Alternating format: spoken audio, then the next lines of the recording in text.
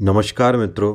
आज के वीडियो में हम पढ़ेंगे प्रेमचंद के उपन्यास गोदान का अगला भाग। आप श्रेष्ठ किसे समझते हैं, विवाहित जीवन को या अविवाहित जीवन को? समाज की दृष्टि से विवाहित जीवन को, व्यक्ति की दृष्टि से अविवाहित जीवन को। धनुष यज्ञ का अभिनय निकट था। 10 से 1 तक धनुष यज्ञ, 1 से 3 तक प्रहसन, यह प्रोग्राम था। भोजन की तैयारी शुरू हो गई। मेहमानों के लिए बंगले में रहने का अलग अलग प्रबंध था। खन्ना परिवार के लिए 2 कमरे रखे गए थे। और भी कितने ही मेहमान आ गए थे। सभी अपने अपने कमरों में गए और कपड़े बदल बदल कर भोजनालय में जमा हो गए। यहाँ छूत छात का कोई भेद न था। सभी जातियों और वर्णों के लोग साथ भोजन करने बैठे। केवल संपादक ओंकारनाथ सबसे अलग अपने कमरे में फलाहार करने गए और कामिनी खन्ना को सिरदर्द हो रहा था। उन्होंने भोजन करने से इनकार कर दिया। भोजनालय में मेहमानों की संख्या 25 से कम न थी। शराब भी थी और मांस भी। इस उत्सव के लिए राय साहब अच्छी किस्म की शराब खास तौर पर खिंचवाते थे। खींची जाती थी दवा के नाम से, पर होती थी खालिस शराब। मांस भी कई तरह के पकते थे, कोफ्ते, कबाब और पुलाव। मुर्ग, मुर्गियां, बकरा, हिरन, तीतर, मोर, जिसे जो पसंद हो वह खाएं। भोजन शुरू हो गया तो मिस मालती ने पूछा, संपादक जी कहाँ रह गए? किसी को भेजो राय साहब, उन्हें पकड़ लाएं। राय साहब ने कहा, वह वैष्णव हैं, उन्हें यहाँ बुलाकर क्यों बेचारे का धर्म नष्ट करोगी? बड़ा ही आचारनिष्ठ आदमी है। अजी और कुछ न सही, तमाशा तो होगा। सहसा एक सज्जन को देखकर उसने पुकारा, आप भी तशरीफ रखते हैं मिर्जा खुर्शेद? यह काम आपके सुपुर्द। आपकी लियाकत की परीक्षा हो जाएगी। मिर्जा खुर्शेद गोरे चिट्टे आदमी थे। भूरी भूरी मूछें, नीली आंखें, दोहरी देह, चांद के बाल सफाचट। छकलिया अचकन और चूड़ीदार पाजामा पहनते थे, ऊपर से हैट लगा लेते थे। वोटिंग के समय चौंक पड़ते थे और नेशनलिस्टों की तरफ वोट देते थे। सूफी मुसलमान थे। 2 बार हज कर आए थे, मगर शराब खूब पीते थे। कहते थे, जब हम खुदा का एक हुक्म भी कभी नहीं मानते तो दीन के लिए क्यों जान दें। बड़े दिल लगी बाज, बेफिक्र जीव थे। पहले बसरे में ठीके का कारोबार करते थे। लाखों कमाए, मगर शामत आई कि एक मैम से आशनाई कर बैठे। मुकदमेबाजी हुई, जेल जाते जाते बचे। 24 घंटे के अंदर मुल्क से निकल जाने का हुक्म हुआ। जो कुछ जहाँ था वहीं छोड़ा और सिर्फ 50,000 लेकर भाग खड़े हुए। बम्बई में उनके एजेंट थे। सोचा उनसे हिसाब किताब कर लें और जो कुछ निकलेगा उसी में ज़िंदगी काट देंगे, मगर एजेंटों ने जाल करके उनसे वे 50,000 भी ऐंठ लिए। निराश होकर वहाँ से लखनऊ चले। गाड़ी में एक महात्मा से साक्षात हुआ। महात्मा जी ने उन्हें सब्ज बाग दिखाकर उनकी घड़ी, अंगूठियां, रुपए सब उड़ा लिए। बेचारे लखनऊ पहुंचे तो देह के कपड़ों के सिवा और कुछ न था। राय साहब से पुरानी मुलाकात थी। कुछ उनकी मदद से और कुछ अन्य मित्रों की मदद से एक जूते की दुकान खोल ली। वह अब लखनऊ की सबसे चलती हुई जूते की दुकान थी। 400-500 रोज की बिक्री थी।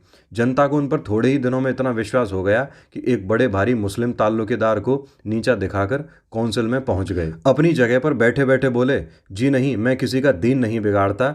यह काम आपको खुद करना चाहिए। मजा तो जब है कि आप उन्हें शराब पिलाकर छोड़ें। यह आपके हुस्न के जादू की आजमाइश है।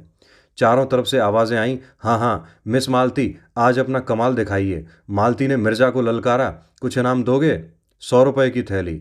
हुश, 100 रुपये? लाख रुपए का धर्म बिगाड़ूं 100 के लिए? अच्छा आप खुद अपनी फीस बताइए। 1,000, कौड़ी कम नहीं। अच्छा मंजूर। जी नहीं, लाकर मेहता जी के हाथ में रख दीजिए। मिर्जा जी ने तुरंत 100 रुपये का नोट जेब से निकाला और उसे दिखाते हुए खड़े होकर बोले, भाइयों, यह हम सब मर्दों की इज्जत का मामला है। अगर मिस मालती की फरमाइश न पूरी हुई तो हमारे लिए कहीं मुंह दिखाने की जगह न रहेगी। अगर मेरे पास रुपए होते तो मैं मिस मालती की एक एक अदा पर 1-1 लाख कुर्बान कर देता। एक पुराने शायर ने अपने माशूक के एक काले तिल पर समरकंद और बोखारा के सूबे कुर्बान कर दिए थे। आज आप सभी साहबों की जवां मर्दी और हुस्न परस्ती का इम्तिहान है। जिसके पास जो कुछ हो सच्चे सूरमा की तरह निकाल कर रख दे। आपको इल्म की कसम, माशूक की अदाओं की कसम, अपनी इज्जत की कसम, पीछे कदम न हटाइए। मर्दों, रुपए खर्च हो जाएंगे, नाम हमेशा के लिए रह जाएगा। ऐसा तमाशा लाखों में भी सस्ता है। देखिए लखनऊ के हसीनों की रानी एक जाहिद पर अपने हुस्न का मंत्र कैसे चलाती है। भाषण समाप्त करते ही मिर्जा जी ने हर एक की जेब की तलाशी शुरू कर दी। पहले मिस्टर खन्ना की तलाशी हुई। उनकी जेब से 5 रुपये निकले। मिर्जा ने मुंह फीका करके कहा, वाह खन्ना साहब वाह, नाम बड़े दर्शन थोड़े। इतनी कंपनियों के डायरेक्टर, लाखों की आमदनी और आपके जेब में 5 रुपये। लाहौल विला कुव्वत। कहाँ है मेहता? आप जरा जाकर मिसेज खन्ना से कम 100 रुपये वसूल कर लाएं। खन्ना खिसियाकर बोले, अजी उनके पास एक पैसा भी ना होगा। कौन जानता था कि यहाँ आप तलाशी लेना शुरू करेंगे। खैर आप खामोश रहिए, हम अपनी तकदीर तो आजमा लें।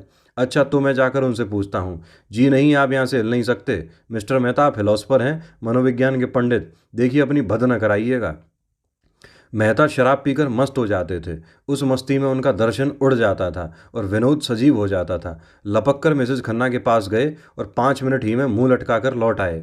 मिर्जा ने पूछा, अरे क्या खाली हाथ?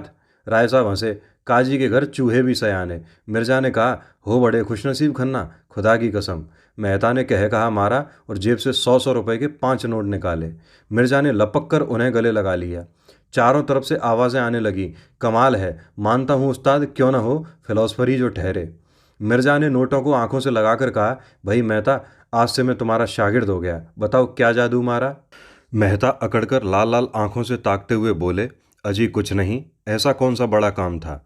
जाकर पूछा, अंदर आऊं? बोली, आप हैं मेहता जी, आइए।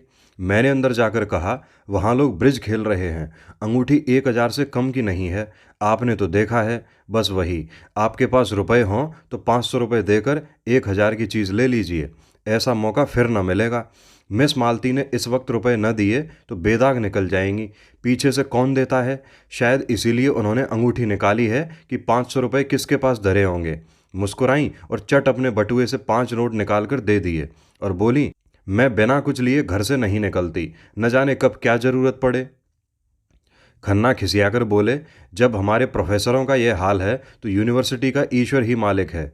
खुर्शीद ने घाव पर नमक छिड़का, अरे तो ऐसी कौन सी बड़ी रकम है जिसके लिए आपका दिल बैठा जाता है? खुदा झूठ न बुलवाए तो यह आपकी एक दिन की आमदनी है। समझ लीजिएगा एक दिन बीमार पड़ गए और जाएगा भी तो मिस मालती ही के हाथ में। आपके दर्द जिगर की दवा मिस मालती ही के पास तो है।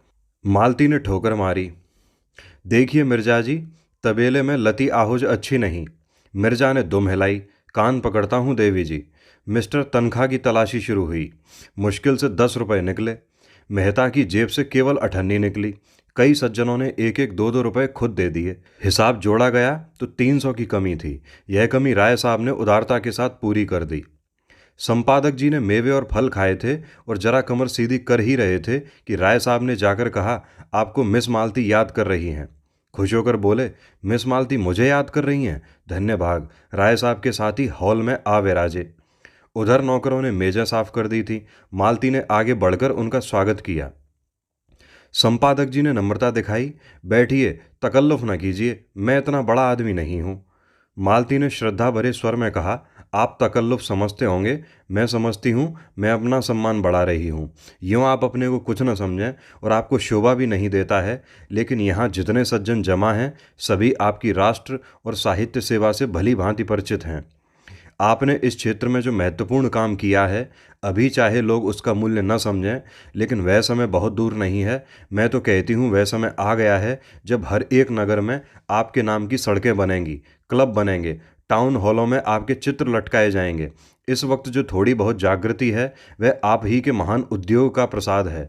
आपको यह जानकर आनंद होगा कि देश में अब आपके ऐसे अनुयायी पैदा हो गए हैं जो आपके देहात सुधार आंदोलन में आपका हाथ बटाने को उत्सुक हैं। और उन सज्जनों की बड़ी इच्छा है कि यह काम संगठित रूप से किया जाए और एक देहात सुधार संघ स्थापित किया जाए जिसके आप सभापति हों।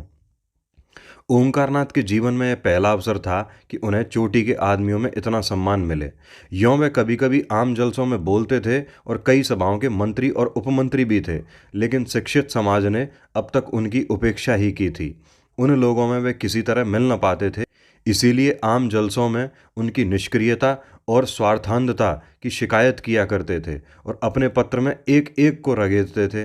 कलम तेज थी, वाणी कठोर, साफ गोई की जगह उच्छृंखलता कर बैठते थे, इसलिए लोग उन्हें खाली ढोल समझते थे। उसी समाज में आज उनका इतना सम्मान। कहाँ है आज स्वराज और स्वाधीन भारत और हंटर के संपादक? आकर देखें और अपना कलेजा ठंडा करें। आज अवश्य ही देवताओं की उन पर कृपा दृष्टि है। सदुद्योग कभी निष्फल नहीं जाता, यह ऋषियों का वाक्य है। वह स्वयं अपनी नज़रों में उठ गए, कृतज्ञता से पुलकित होकर बोले, देवी जी, आप तो मुझे कांटों में घसीट रही हैं। मैंने तो जनता की जो कुछ भी सेवा की अपना कर्तव्य समझकर की। मैं इस सम्मान को अपना नहीं, उस उद्देश्य का सम्मान समझ रहा हूँ जिसके लिए मैंने अपना जीवन अर्पित कर दिया है। लेकिन मेरा नम्र निवेदन है कि प्रधान का पद किसी प्रभावशाली पुरुष को दिया जाए। मैं पदों में विश्वास नहीं रखता। मैं तो सेवक हूं और सेवा करना चाहता हूं। मिस मालती इसे किसी तरह स्वीकार नहीं कर सकती। सभापति पंडित जी को बनना पड़ेगा। नगर में उसे ऐसा प्रभावशाली व्यक्ति दूसरा नहीं दिखाई देता, जिसकी कलम में जादू है, जिसकी जबान में जादू है, जिसके व्यक्तित्व में जादू है। वह कैसे कहता है कि वह प्रभावशाली नहीं है? वह जमाना गया जब धन और प्रभाव में मेल था। अब प्रतिभा और प्रभाव के मेल का युग है। संपादक जी को यह पद अवश्य स्वीकार करना पड़ेगा। मंत्री मिस मालती होंगी। इस सभा के लिए 1,000 का चंदा भी हो गया है और अभी तो सारा शहर और प्रांत पड़ा हुआ है। 4-5 लाख मिल जाना मामूली बात है। ओंकारनाथ पर कुछ नशा सा चढ़ने लगा। उनके मन में जो एक प्रकार की फुरहरी सी उठ रही थी, उसने गंभीर उत्तरदायित्व का रूप धारण कर लिया। बोले, मगर यह आप समझ लें मिस मालती कि यह बड़ी जिम्मेदारी का काम है और आपको अपना बहुत समय देना पड़ेगा। मैं अपनी तरफ से आपको विश्वास दिलाता हूं कि आप सभा भवन में मुझे सबसे पहले मौजूद पाएंगी। मिर्जा जी ने पुचारा दिया, आपका बड़े से बड़ा दुश्मन भी यह नहीं कह सकता कि आप अपना फर्ज अदा करने में कभी किसी से पीछे रहे। मिस मालती ने देखा शराब कुछ कुछ असर करने लगी है तो और भी गंभीर बनकर बोली, अगर हम लोग इस काम की महानता न समझते तो न यह सभा स्थापित होती और न आप इसके सभापति होते। हम किसी रईस या ताल्लुकेदार को सभापति बनाकर धन खूब बटोर सकते हैं और सेवा की आड़ में स्वार्थ सिद्ध कर सकते हैं, लेकिन यह हमारा उद्देश्य नहीं। हमारा एकमात्र उद्देश्य जनता की सेवा करना है और उसका सबसे बड़ा साधन आपका पत्र है। हमने निश्चय किया है कि हर एक नगर और गांव में उसका प्रचार किया जाए और जल्द से जल्द उसकी ग्राहक संख्या को 20,000 तक पहुंचा दिया जाए। प्रांत की सभी म्यूनिसिपैलिटियों और जिला बोर्ड के चेयरमैन हमारे मित्र हैं। कई चेयरमैन तो यहीं विराजमान हैं। अगर हर एक ने 500-500 प्रतियां भी ले लीं तो 25,000 प्रतियां तो आप यकीनी समझें। फिर राय साहब और मिर्जा साहब की यह सलाह है कि काउंसिल में इस विषय का एक प्रस्ताव रखा जाए कि प्रत्येक गांव के लिए बिजली की 1 प्रति सरकारी तौर पर मंगाई जाए या कुछ वार्षिक सहायता स्वीकार की जाए, और हमें पूरा विश्वास है कि यह प्रस्ताव पास हो जाएगा। ओंकारनाथ ने जैसे नशे में झूमते हुए कहा, हमें गवर्नर के पास डेपुटेशन ले जाना होगा। मिर्जा खुर्शीद बोले, जरूर जरूर। उनसे कहना होगा कि किसी सभ्य शासन के लिए ये कितनी लज्जा और कलंक की बात है कि ग्रामोत्थान का यह अकेला पत्र होने पर भी बिजली का अस्तित्व तक नहीं स्वीकार किया जाता। मिर्जा खुर्शीद ने कहा, अवश्य अवश्य। मैं गर्व नहीं करता, अभी गर्व करने का समय नहीं आया, लेकिन मुझे इसका दावा है कि ग्राम्य संगठन के लिए बिजली ने जितना उद्योग किया है। मिस्टर मेहता ने सुधारा, नहीं महाशय, तपस्या कहिए। मैं मिस्टर मेहता को धन्यवाद देता हूँ। हाँ, इसे तपस्या ही कहना चाहिए। बड़ी कठोर तपस्या। बिजली ने जो तपस्या की है वह इस प्रांत के ही नहीं, इस राष्ट्र के इतिहास में अभूतपूर्व है। मिर्जा खुर्शीद बोले, जरूर जरूर। मिस मालती ने एक पैग और दिया, हमारे संघ ने यह निश्चय भी किया है कि काउंसिल में अब की जो जगह खाली हो उसके लिए आपको उम्मीदवार खड़ा किया जाए। आपको केवल अपनी स्वीकृति देनी होगी। शेष सारा काम हम लोग कर लेंगे। आपको न खर्च से मतलब, न प्रोपेगेंडा, न दौड़ धूप से। ओंकारनाथ की आंखों की ज्योति दुगनी हो गई। गर्वपूर्ण नम्रता से बोले, मैं आप लोगों का सेवक हूं, मुझसे जो काम चाहे ले लीजिए। हम लोगों को आपसे ऐसे ही आशा है। हम अब तक झूठे देवताओं के सामने नाक रगड़ते रगड़ते हार गए और कुछ हाथ न लगा। अब हमने आप में सच्चा पथ प्रदर्शक, सच्चा गुरु पाया है और इस शुभ दिन के आनंद में आज हमें एक मन एक प्राण होकर अपने अहंकार को, अपने दम्भ को तिलांजलि दे देना चाहिए। हम में आज से कोई ब्राह्मण नहीं है, कोई शूद्र नहीं है, कोई हिंदू नहीं है, कोई मुसलमान नहीं है, कोई ऊंच नहीं है, कोई नीच नहीं है। हम सब एक ही माता के बालक, एक ही गोद के खेलने वाले, एक ही थाली के खाने वाले भाई हैं। जो लोग भेदभाव में विश्वास रखते हैं, जो लोग पृथकता और कट्टरता के उपासक हैं, उनके लिए हमारी सभा में स्थान नहीं है। जिस सभा के सभापति पूज्य ओंकारनाथ जी जैसे विशाल हृदय व्यक्ति हों, उस सभा में ऊंच नीच का, खान पान का और जाति पाति का भेद नहीं हो सकता। जो महानुभाव एकता में और राष्ट्रीयता में विश्वास न रखते हों, वे कृपा करके यहाँ से उठ जाएं। राय साहब ने शंका की, मेरे विचार में एकता का यह आशय नहीं है कि सब लोग खान पान का विचार छोड़ दें। मैं शराब नहीं पीता, तो क्या मुझे इस सभा से अलग हो जाना पड़ेगा? मालती ने निर्मम स्वर में कहा, बेशक अलग हो जाना पड़ेगा। आप इस संघ में रहकर किसी तरह का भेद नहीं रख सकते। मेहता ने घड़े को ठोका, मुझे संदेह है कि हमारे सभापति जी स्वयं खानपान की एकता में विश्वास नहीं रखते हैं। ओंकारनाथ का चेहरा जर्द पड़ गया। इस बदमाश ने यह क्या बेवक्त की शहनाई बजा दी। दुष्ट कहीं गड़े मुर्दे न उखाड़ने लगे, नहीं ये सारा सौभाग्य स्वप्न की भांति शून्य में विलीन हो जाएगा। मिस मालती ने उनके मुंह की ओर जिज्ञासा की दृष्टि से देखकर दृढ़ता से कहा, आपका संदेह निराधार है मेहता महोदय। क्या आप समझते हैं कि राष्ट्र की एकता का ऐसा अनन्य उपासक, ऐसा उदारचेता पुरुष, ऐसा रसिक कवि इस निरर्थक और लज्जाजनक भेद को मान्य समझेगा?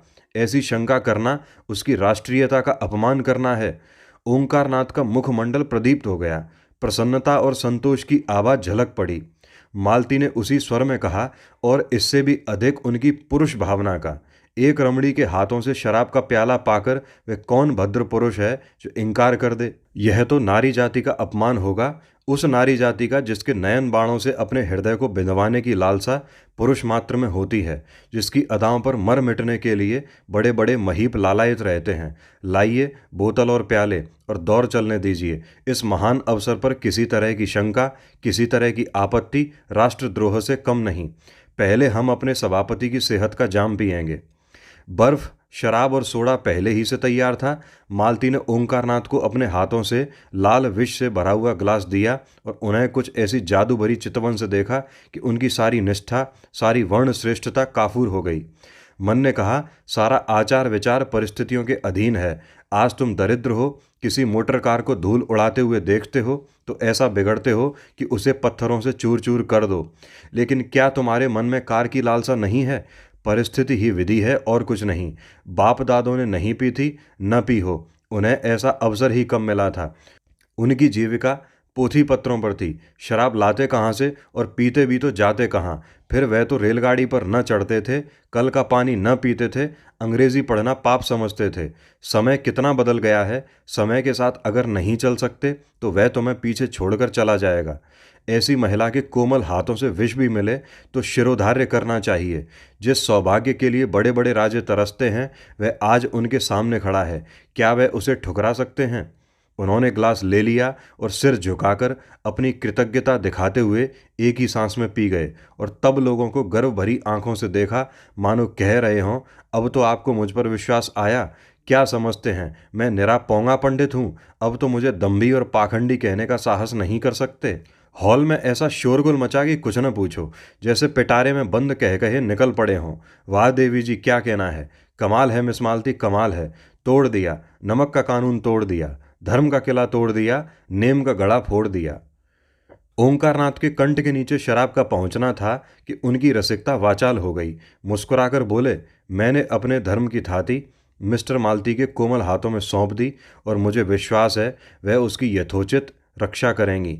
उनके चरण कमलों के इस प्रसाद पर मैं ऐसे 1000 धर्मों को न्यौछावर कर सकता हूँ। कह कहों से हॉल गूंज उठा। संपादक जी का चेहरा फूल उठा था, आंखें झुकी पड़ती थीं। दूसरा ग्लास भरकर बोले, ये मिस मालती की सेहत का जाम है, आप लोग पिएं और उन्हें आशीर्वाद दें। लोगों ने फिर अपने अपने ग्लास खाली कर दिए। उसी वक्त मिर्जा खुर्शीद ने एक माला लाकर संपादक जी के गले में डाल दी और बोले, सज्जनों, फिदवी ने अभी अपने पूज्य सदर साहब की शान में एक कसीदा कहा है, आप लोगों की इजाज़त हो तो सुनाऊं? चारों तरफ से आवाज़ें आईं, हाँ हाँ जरूर सुनाइए। ओंकारनाथ भंग तो आए दिन पिया करते थे और उनका मस्तिष्क उसका अभ्यस्त हो गया था, मगर शराब पीने का उन्हें यह पहला अवसर था। भंग का नशा मंथर गति से एक स्वप्न की भांति आता था और मस्तिष्क पर मेघ के समान छा जाता था। उनकी चेतना बनी रहती थी। उन्हें खुद मालूम होता था कि इस समय उनकी वाणी बड़ी लच्छेदार है और उनकी कल्पना बहुत प्रबल। शराब का नशा उनके ऊपर सिंह की भांति झपटा और दबोच बैठा। वे कहते कुछ हैं, मुंह से निकलता कुछ है, फिर यह ज्ञान भी जाता रहा। वे क्या कहते हैं और क्या करते हैं इसकी सुधि ही न रही। यह स्वप्न का रोमानी वैचित्र्य न था, जागृति का वह चक्कर था जिसमें साकार निराकार हो जाता है। न जाने कैसे उनके मस्तिष्क में यह कल्पना जाग उठी कि कसीदा पढ़ना कोई बड़ा अनुचित काम है। मेज पर हाथ पटक कर बोले, नहीं, कदापि नहीं, यहाँ कोई कसीदा नहीं होगा, नहीं होगा। हम सभापति हैं, हमारा हुक्म है, हम अभी इस सभा को तोड़ सकते हैं, अभी तोड़ सकते हैं, सभी को निकाल सकते हैं। कोई हमारा कुछ नहीं कर सकता। हम सभापति हैं, कोई दूसरा सभापति नहीं है। मिर्जा ने हाथ जोड़कर कहा, हुजूर, इस कसीदे में तो आपकी तारीफ की गई है। संपादक जी ने लाल पर ज्योतिहीन नेत्रों से देखा, तुम हमारी तारीफ क्यों की? क्योंकि बोलो, क्यों हमारी तारीफ की? हम किसी का नौकर नहीं है, किसी के बाप का नौकर नहीं है, किसी साले का दिया नहीं खाते। हम खुद संपादक है, हम बिजली का संपादक है, हम उसमें सबका तारीफ करेगा। देवी जी, हम तुम्हारा तारीफ नहीं करेगा। हम कोई बड़ा आदमी नहीं है, हम सबका गुलाम है, हम आपका चरण रज है। मालती देवी हमारी लक्ष्मी, हमारा सरस्वती, हमारी राधा। यह कहते हुए वह मालती के चरणों की तरफ झुके और मुंह के बल फर्श पर गिर पड़े। मिर्जा खुर्शीद ने दौड़कर उन्हें संभाला और कुर्सियां हटाकर वहीं जमीन पर लेटा दिया। फिर उनके कानों के पास मुंह ले जाकर बोले, राम राम सत है, कहिए तो आपका जनाजा निकालें। राय साहब ने कहा, कल देखना कितना बिगड़ता है, एक एक को अपने पत्र में रगे देगा और ऐसा ऐसा रगे देगा कि आप भी याद करेंगे। एक ही दुष्ट है, किसी पर दया नहीं करता, लिखने में तो अपना जोड़ नहीं रखता। ऐसा गधा आदमी कैसे इतना अच्छा लिखता है, यह रहस्य है। कई आदमियों ने संपादक जी को उठाया और ले जाकर उनके कमरे में लिटा दिया। उधर पंडाल में धनुष यज्ञ हो रहा था। कई बार इन लोगों को बुलाने के लिए आदमी आ चुके थे। कई हुक्काम भी पंडाल में आ पहुंचे थे। लोग उधर जाने को तैयार हो रहे थे कि सहसा एक अफगान आकर खड़ा हो गया। गोरा रंग, बड़ी बड़ी मूछें, ऊंचा कद, चौड़ा सीना, आंखों में निर्भयता का उन्माद भरा हुआ, ढीला नीचा कुर्ता, पैरों में शलवार, जरी के काम की सदरी, सिर पर पगड़ी और कुलाह, कंधे में चमड़े का बैग लटकाए, कंधे पर बंदूक रखे और कमर में तलवार बांधे न जाने किधर से आ खड़ा हो गया और गरज कर बोला, खबरदार, कोई यहाँ से मत जाओ। हमारा साथ का आदमी पर डांका पड़ा है। यहाँ का जो सरदार है वह हमारा आदमी को लूट लिया है। उसका माल तुमको देना होगा, एक एक कौड़ी देना होगा। कहाँ है सरदार, उसको बुलाओ। राय साहब ने सामने आकर क्रोध भरे स्वर में कहा, कैसी लूट, कैसा डांका? ये तुम लोगों का काम है, यहाँ कोई किसी को नहीं लूटता। साफ साफ कहो, क्या मामला है? अफगान ने आंखें निकाली और बंदूक का कुंदा जमीन पर पटक कर बोला, हमसे पूछता है कैसा लूट, कैसा डाका? तुम लूटता है, तुम्हारा आदमी लूटता है। हम यहाँ की कोठी का मालिक है। हमारी कोठी में 25 जवान है। हमारा आदमी रुपए तहसील कर लाता था 1000, वह तुम लूट लिया और कहता है कैसा डाका? हम बतलाएगा कैसा डाका होता है। हमारा 2500 जवान अभी आता है, हम तुम्हारा गांव लूट लेगा। कोई साला कुछ नहीं कर सकता, कुछ नहीं कर सकता। खन्ना ने अफगान के तेवर देखे तो चुपके से उठे कि निकल जाएं। सरदार ने जोर से डांटा, कहाँ जाता तुम? कोई कहीं नहीं जा सकता, नहीं हम सबको कत्ल कर देगा, अभी फैर कर देगा। हमारा तुम कुछ नहीं कर सकता। हम तुम्हारा पुलिस से नहीं डरता। पुलिस का आदमी हमारा शकल देखकर भागता है। हमारा अपना कांसल है, हम उसको खत लिखकर लाट साहब के पास जा सकता है। हम यहाँ से किसी को नहीं जाने देगा। तुम हमारा 1000 रुपया लूट लिया, हमारा रुपया नहीं देगा तो हम किसी को जिंदा नहीं छोड़ेगा। तुम सब आदमी दूसरों के माल को लूट करता है और यह माशूक के साथ शराब पीता है।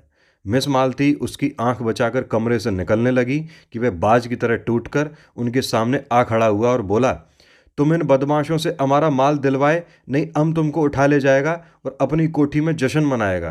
तुम्हारा हुस्न पर हम आशिक हो गया। या तो हमको 1000 अभी अभी दे दे या तुमको हमारे साथ चलना पड़ेगा। तुमको हम नहीं छोड़ेगा। हम तुम्हारा आशिक हो गया। हमारा दिल और जिगर फटा जाता है। हमारा इस जगह 25 जवान है, इस जिला में हमारा 500 जवान काम करता है। हम अपने कबीले का खान है। हमारे कबीला में 10,000 सिपाही है। हम काबुल के अमीर से लड़ सकता है। अंग्रेज सरकार हमको 20,000 सालाना खिराज देता है। अगर तुम हमारा रुपया नहीं देगा तो हम गांव लूट लेगा और तुम्हारा माशूक को उठा ले जाएगा। खून करने में हमको लुत्फ आता है। हम खून का दरिया बहा देगा। मजलिस पर आतंक छा गया। मिस मालती अपना चहकना भूल गईं। खन्ना की पिंडलियां कांप रही थीं।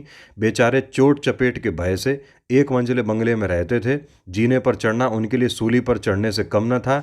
गर्मी में भी डर के मारे कमरे में सोते थे। राय साहब को ठकुराई का अभिमान था। वे अपने ही गांव में एक पठान से डर जाना हास्यास्पद समझते, लेकिन उसकी बंदूक को क्या करते। उन्होंने जरा भी ची चपड़ किया और इसने बंदूक चलाई। होश तो होते ही हैं ये सब, और निशाना भी इन सबों का कितना अचूक होता है। अगर उसके हाथ में बंदूक न होती तो राय साहब उसे सींग मिलाने को भी तैयार हो जाते। मुश्किल यही थी कि दुष्ट किसी को बाहर नहीं जाने देता, नहीं दम के दम में सारा गांव जमा हो जाता और इसके पूरे जत्थे को पीट पाट कर रख देता। आखिर उन्होंने दिल मजबूत किया और जान पर खेलकर बोले, हमने आपसे कह दिया कि हम चोर डाकू नहीं हैं। मैं यहाँ की काउंसिल का मेंबर हूँ और यह देवी जी लखनऊ की सुप्रसिद्ध डॉक्टर हैं। यहाँ सभी शरीफ और इज्जतदार लोग जमा हैं। हमें बिल्कुल खबर नहीं आपके आदमियों को किसने लूटा। आप जाकर थाने में रपट कीजिए। खान ने जमीन पर पैर पटके पैंतरे बदले और बंदूक को कंधे से उतारकर हाथ में लेता हुआ दहाड़ा, मत बकबक करो। काउंसिल का मेंबर को इस तरह पैरों से कुचल देता है, जमीन पर पांव रगड़ता है। हमारा हाथ मजबूत है, हमारा दिल मजबूत है। हम खुदा ताला के सिवा और किसी से नहीं डरता। तुम हमारा रुपया नहीं देगा तो हम, राय साहब की तरफ इशारा कर, अभी तुमको कत्ल कर देगा। अपनी तरफ बंदूक की दो नली देखकर राय साहब झुककर मेज के बराबर आ गए। अजीब मुसीबत में जान फंसी थी। शैतान बरबस कहे जाता है कि तुमने हमारे रुपए लूट लिए। न कुछ सुनता है, न कुछ समझता है, न किसी को बाहर आने जाने देता है। नौकर चाकर सिपाही प्यादे सब धनुष यज्ञ देखने में मग्न थे। जमींदारों के नौकर यूं भी आलसी और कामचोर होते ही हैं। जब तक 10 दफे न पुकारा जाए बोलते ही नहीं। और इस वक्त तो वे एक शुभ काम में लगे हुए थे। धनुष यज्ञ उनके लिए केवल तमाशा नहीं, भगवान की लीला थी। अगर एक आदमी भी इधर आ जाता तो सिपाहियों को खबर हो जाती और दम भर में खान का सारा खानपन निकल जाता। दाढ़ी के एक एक बाल नुच जाते। कितना गुस्से पर है, होते भी तो जल्लाद हैं। न मरने का गम, न जीने की खुशी। मिर्जा साहब ने चकित नेत्रों से देखा। क्या बताऊं, कुछ अक्ल काम नहीं करती। मैं आज अपना पिस्तौल घर ही छोड़ आया, नहीं मजा चखा देता। खन्ना रोना मुंह बनाकर बोले, कुछ रुपए देकर किसी तरह इस बला को टालिए। राय साहब ने मालती की ओर देखा। देवी जी, अब आपकी क्या सलाह है? मालती का मुखमंडल तमतमा रहा था। बोली, होगा क्या, मेरी इतनी बेइज्जती हो रही है और आप लोग बैठे देख रहे हैं। 20 मर्दों के होते एक उजट पठान मेरी इतनी दुर्गति कर रहा है और आप लोगों की खून में जरा भी गर्मी नहीं आती। आपको जान इतनी प्यारी है, क्यों एक आदमी बाहर जाकर शोर नहीं मचाता? क्यों आप लोग उस पर झपट कर उसके हाथ से बंदूक नहीं छीन लेते? बंदूक ही तो चलाएगा, चलाने दो। एक या दो की जान ही तो जाएगी, जाने दो। मगर देवी जी मर जाने को जितना आसान समझती थी, और लोग न समझते थे। कोई आदमी बाहर निकलने की फिर हिम्मत करे और पठान गुस्से में आकर 10-5 फेर कर दे तो यहाँ सफाया हो जाएगा। बहुत होगा पुलिस उसे फांसी की सजा दे देगी। वह भी क्या ठीक, एक बड़े कबीले का सरदार है। उसे फांसी देते हुए सरकार भी सोच विचार करेगी। ऊपर से दबाव पड़ेगा। राजनीति के सामने न्याय को कौन पूछता है? हमारे ऊपर उल्टे मुकदमे दायर हो जाएं और दंडकारी पुलिस बिठा दी जाए तो आश्चर्य नहीं। कितने मजे से हंसी मजाक हो रहा था। अब तक ड्रामा का आनंद उठाते होते इस शैतान ने आकर एक नई विपत्ति खड़ी कर दी। और ऐसा जान पड़ता है बिना दो एक खून किए मानेगा भी नहीं। खन्ना ने मालती को फटकारा। देवी जी, आप तो हमें ऐसा लताड़ रही हैं मानो अपनी प्राण रक्षा करना कोई पाप है। प्राण का मोह प्राणी मात्र में होता है और हम लोगों में भी हो तो कोई लज्जा की बात नहीं। आप हमारी जान इतनी सस्ती समझती हैं, यह देखकर मुझे खेद होता है। 1000 का ही तो मामला है। आपके पास मुफ्त के 1000 हैं, उसे देकर क्यों नहीं विदा कर लेती?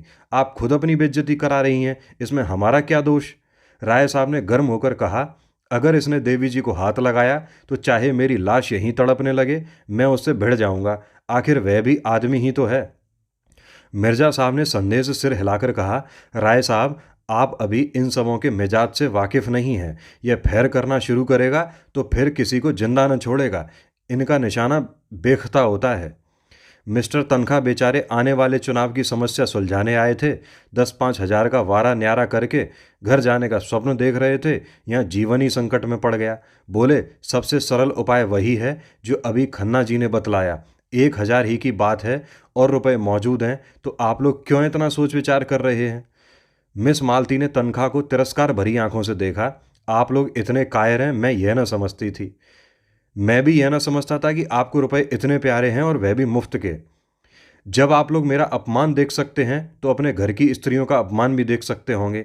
तो आप भी पैसे के लिए अपने घर के पुरुषों को होम करने में संकोच न करेंगी।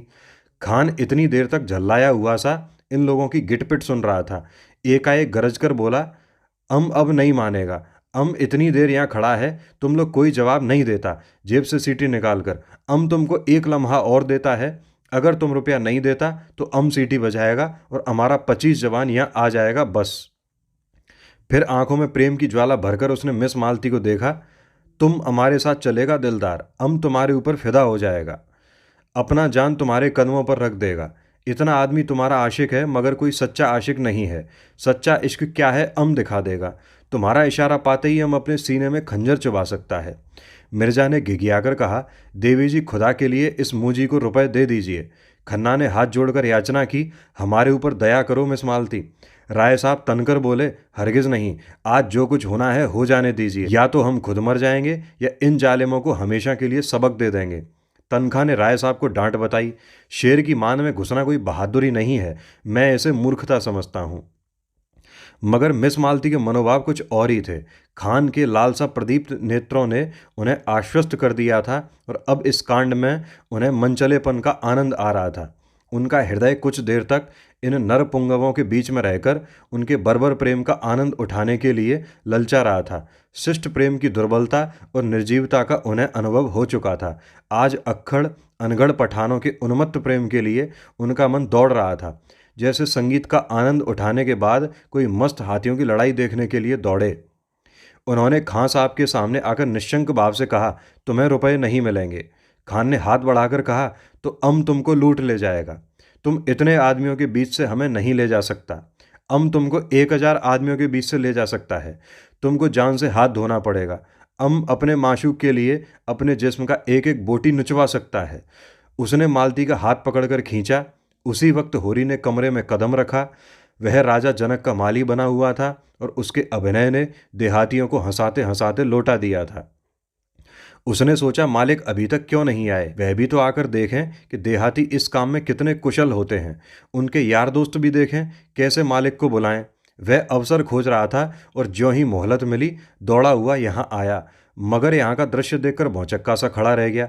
सब लोग चुप्पी साधे थर थर कांपते कातर नेत्रों से खान को देख रहे थे और खान मालती को अपनी तरफ खींच रहा था। उसकी सहज बुद्धि ने परिस्थिति का अनुमान कर लिया।